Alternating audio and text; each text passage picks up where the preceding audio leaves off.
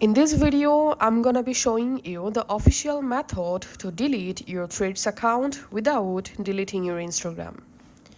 All you have to need, launch the Threads app and log into the Threads accounts, which account you want to delete.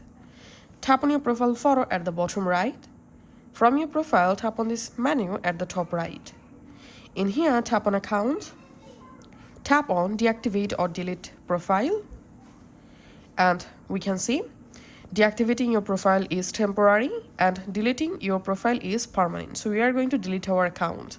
Just tap on delete profile at the bottom, and here you have to verify your Instagram account password. So enter here your Instagram account password and then just tap on delete Threads profile, and after that your Threads profile or Threads account will be permanently deleted without your Instagram account.